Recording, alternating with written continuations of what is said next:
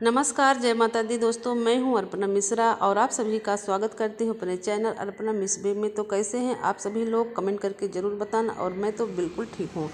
करवा चौथ का दिन है आज, आप सभी को तो पता ही 10 अक्टूबर है। करवा चौथ के दिन महिलाएं सूर्योदय से लेकर चंद्रोदय तक निर्जला व्रत रखती हैं। शुभ मुहूर्त में करवा चौथ की कथा जरूर सुनती हैं। इनके बिना यह जो है व्रत अधूरा माना जाता है। तो आज मैं वही कथा आप लोगों के साथ सुनाने वाली हूँ। तो वीडियो में बने रहिएगा, पूरी कथा सुनिएगा, क्योंकि आधी अधूरा कथा नहीं सुनना चाहिए। इससे पुण्य की प्राप्ति नहीं होती। यदि आप सुनना शुरू कर रहे हैं तो पूरी कथा सुनिएगा और लाइक ज़रूर कीजिएगा।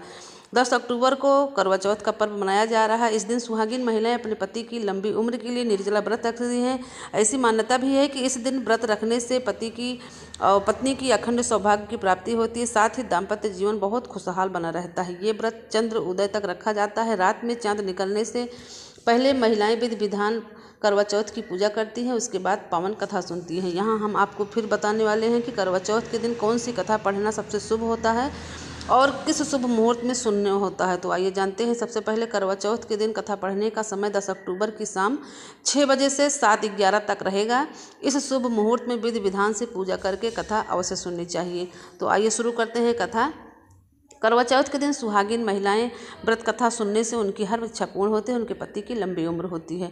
प्राचीन काल में एक साहुर के 7 पुत्र एक पुत्री थी। जब पुत्री बड़ी हुई तो उसका विवाह कर दिया गया। जब कार्तिक कृष्ण पक्ष की चतुर्थी आई तो कन्या ने करवा चौथ का व्रत रखा। लेकिन 7 भाइयों की लाडली बहन को चंद्रोदय से पहले ही भूख सताने लगी। उनका मुरझाया हुआ चेहरा देखकर उनके भाइयों से देखा नहीं गया। अतः वह कुछ उपाय सोचने लगे। उन्होंने अपनी बहन से चंद्रोदय से पहले ही भोजन करने के लिए कहा, लेकिन वह नहीं मानी। उसने कहा, जब तक चाँद नहीं निकलेगा वह भोजन नहीं करेगी। तब भाइयों ने एक योजना बनाई और पीपल के वृक्ष की आड़ में प्रकाश करके कहा, देखो बहन, चंद्रोदय हो गया है, उठो, अर्घ देकर भोजन करो। बहन भाइयों की यह चाल समझ नहीं पाई और उसके नकली चाँद को देखकर अर्घ दे दिया, अपना व्रत खोल दिया। भोजन करते ही उसका पति मर गया। वह रोने चिल्लाने लगी। देव योग से उस समय इंद्राणी देवदासियों के साथ वहां घूम रही थी। रोने की आवाज़ सुनकर वह साहूकार की पुत्री के पास गई और उनसे रोने का कारण पूछा। उस कन्या ने सब हाल सुनाया। तब इंद्राणी ने कहा, तुमने करवा चौथ के व्रत में चंद्रोदय से पहले ही अन्न जल ग्रहण कर लिया, इसी कारण ही ऐसा हुआ है। अब तुम यदि अपने पति को जीवित करना चाहती हो तो 12 महीनों तक प्रत्येक चौथ की यथाविध यानी कि विधि पूर्वक पूजा करोगी। फिर करवा चौथ की विधिवत गौरी, गणेश, शिव, कार्तिकेय और चंद्रमा की विधिवत पूजा करोगी। चंद्र उदय के बाद अर्घ देना, तब अन्न जल ग्रहण करोगी, तब तुम्हारे पति अवश्य जीवित हो उठेंगे। ब्राह्मण की कन्या ने ठीक ऐसा ही किया। उसने 12 महीने तक चौथ सहित सभी विधि पूर्वक करवा चौथ का व्रत किया। व्रत के प्रभाव से उनका मृत पति जीवित हो गया। कहते हैं कि जो भी महिलाएं करवा चौथ के व्रत विधि विधान से रखती हैं उनके पति को अखंड सौभाग्य की प्राप्ति होती है, उनकी लंबी उम्र होती है, उनके जीवन में आ रही सभी बाधाएं भी दूर होती है। संकटों से भी छुटकारा पाने के लिए उनके पति के ऊपर कोई संकट ना आए, कोई बला न आए, इसके लिए भी पत्नी करवा चौथ माता से, भगवान गणेश से, माता पार्वती से जो है प्रार्थना करती है उनके जीवन में कोई भी बाधा ना आए। और एक जो है करवा चौथ का व्रत जब हम सुनते हैं तो हमें अपने हाथ में थोड़ा सा फूल, पुष्प और जो आप लोग जानते हैं थोड़ा सा पुष्प और थोड़ा सा अक्षत सफ़ेद जरूर ले लेना चाहिए। तब हमें व्रत कथा को सुनना चाहिए। व्रत कथा को सुनने से पति की लंबी उम्र होती है, अच्छे स्वास्थ्य होते हैं। इस व्रत से महिलाएं अन्न जल कुछ भी जो ग्रहण करती हैं रात में चाँद निकलने के बाद ही करती हैं। अर्घ देकर अपना व्रत खोलती हैं।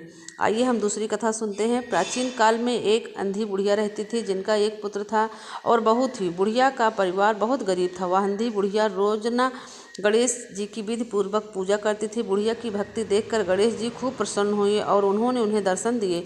भगवान ने कहा कि मैं आपकी पूजा से प्रसन्न हूँ, जो वर मांगना है मांग लीजिए। बुढ़िया कहती है, मुझे मांगना नहीं आता तो कैसे और क्या मांगूं। तब गणेश भगवान जी बोले, बहू बेटे से पूछ कर मांग लो। तब बुढ़िया ने अपने पुत्र और बहू से पूछा। बेटे ने धन मांगने के लिए कहा, बहू ने पोता मांगने के लिए कहा। तब बुढ़िया ने सोचा तो ये तो अपने अपने मतलब की बातें कर रहे हैं। फिर बुढ़िया ने अपने पड़ोसियों से पूछा। पड़ोसियों ने कहा, बुढ़िया तेरी थोड़ी सी जिंदगी बची है, क्यों मांगे धन और क्यों मांगे पोता। तू तो केवल अपने नेत्र मांग ले, जिससे तेरी बाकी की जिंदगी सुख से व्यतीत हो जाए। उस बुढ़िया ने बेटे और बहू तथा पड़ोसियों की बातें सुनकर घर में जाकर सोचा कि क्यों ना ऐसी चीज़ मांग ली जिससे सभी का भला हो जाए। जब दूसरे दिन श्री गणेश जी आए तो बुढ़िया बोली, हे गणेश भगवान, यदि आप मुझ पर प्रसन्न हैं तो मुझे 9 करोड़ की माया दे दीजिए, निरोगी की काया दे दीजिए, अमर सुहाग दे दीजिए, आँखों में प्रकाश दे दीजिए, नाती पोते दे दीजिए और समस्त परिवार को सुख दे दीजिए, फिर अंत में मोक्ष दे दीजिए। बुढ़िया की बातें सुनकर गणेश जी बोले, माई तूने तो मुझे ठग लिया, खैर जो तुमने मांगा है वह सभी तुमको मिलेगा। ऐसा कहकर गणेश जी अंतर्ध्यान हो गए और बुढ़िया का जीवन सुख से भर गया।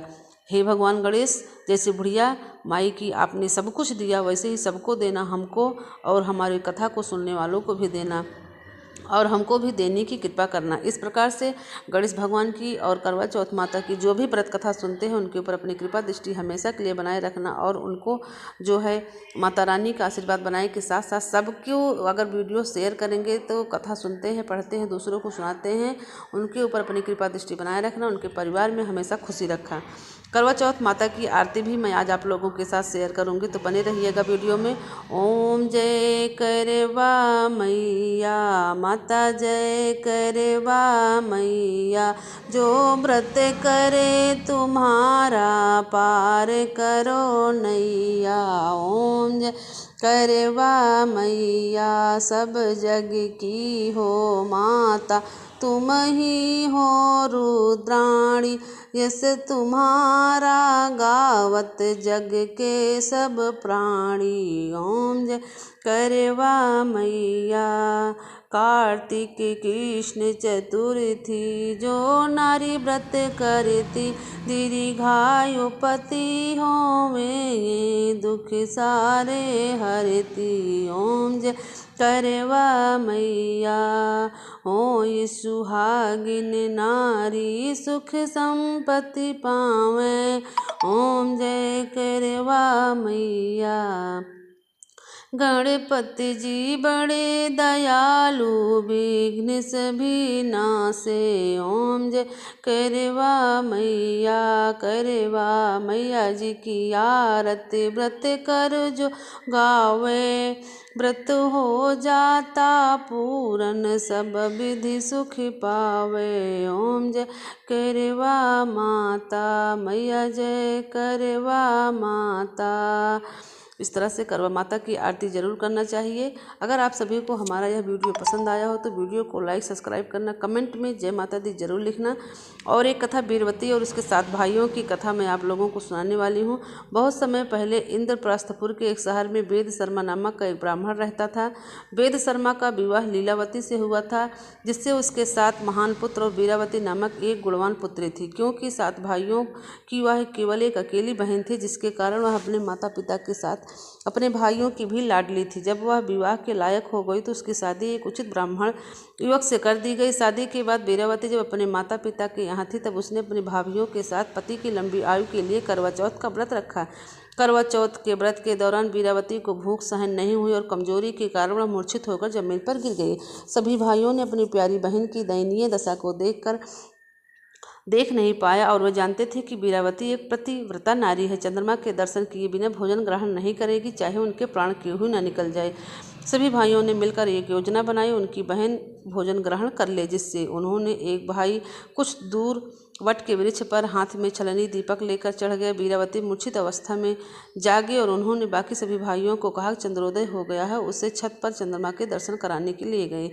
बीरवती ने कुछ दूर वट के वृक्ष पर छलनी के पीछे दीपक को देख विश्वास कर लिया, चंद्रमा वृक्ष के पीछे निकल आया है। अपनी भूख से व्याकुल बीरावती ने शीघ्र ही दीपक को चंद्रमा समझकर अर्घ कर दिया और अपने व्रत को तोड़ दिया। बीरावती ने जब भोजन ग्रहण प्रारंभ किया तो अशुभ संकेत मिलने लगे। पहले कौर में उन्हें बाल मिला, दूसरे कौर में छींक हुई आई और तीसरे कौर में उसे अपने ससुराल वालों से निमंत्रण मिला। पहली बार अपने ससुराल पहुंचने के बाद उसने अपने पति को मृत शरीर पाया। अपने पति के मृत शरीर को देखकर बीरावती रोने लगी और करवा चौथ व्रत के दौरान अपनी किसी भी भूल के वह दोषी ठहराने लगी। वह विलाप करने लगी, बहुत जोर जोर से रोने लगी। तभी इंद्रदेव की पत्नी बीरावती को सांत्वना देने के लिए पहुंची। बीरावती ने इंद्राणी से पूछा, करवा चौथ के दिन उसका पति की मृत्यु हुई। अपने पति को जीवित करने के लिए देवी इंद्राणी से विनती करने लगी। बीरावती का दुख देखकर देवी इंद्राणी ने उनसे कहा, उसने चंद्रमा को अर्घ अर्पण किए बिना ही व्रत को तोड़ दिया, जिसके कारण उसके पति की असामयिक मृत्यु हो गई। देवी इंद्राणी ने बीरावती का करवा चौथ के व्रत के सारे पूरे साल में हर माह की चौथ का व्रत रखना है सलाह दिया, और ऐसा करने से आपका पति जीवित हो जाएगा। इसके बाद वीरावती सभी धार्मिक कृत्यों और मासिक उपवास को पूरे विश्वास से करती। अंत में सभी व्रतों की मिले पुण्य के कारण वीरावती के पति पुनः जीवित हो गया। तो हे करवा चौथ माता, जैसे वीरावती की इच्छा पूर्ण की, मनोकामना पूर्ण की, उसी प्रकार से सभी सुहागिन महिलाओं के पति की लंबी उम्र करना, उनके जीवन की सारी बाधाओं को दूर करना। तो एक बार हम सभी बहनें जोर से बोल लेंगे, करवा चौथ माता की जय। तो आप सभी, जैसे आपको मैं व्रत कथा सुनाई, बीच में आरती सुना दी, क्योंकि वही पहली वाली ही कथा थी, ये थोड़ा अलग करके थी, तो इसलिए मैंने सोचा कि दोनों आरती आपको सुना दूँ। कुछ लोगों को किताब में वो वाली कथा होती है, कुछ लोगों बहनों की किताब में ये वाली कथा होती है, इसलिए मैंने दोनों कथा सुना दी, जो भी आप सुनना चाहते हैं। कुछ लोग 5-6 कथा सुनते हैं, ज़रूरी नहीं है कि आप 5-6 कथा सुने, आप यही एक कथा सुन लेंगे, सबसे मेन मुख्य यही कथा है, यही कथा आप सुन लोगे, इससे भी उतनी ही पुण्य की प्राप्ति होती है। तो आशा करती हूँ आप सभी को वीडियो ज़रूर पसंद आई होगी। तो वीडियो को लाइक सब्सक्राइब करना, शेयर कर देना, कमेंट में जय करवा माता ज़रूर लिख लेना, और आप सभी को करवा चौथ की हार्दिक शुभकामनाएँ। जय माता दी।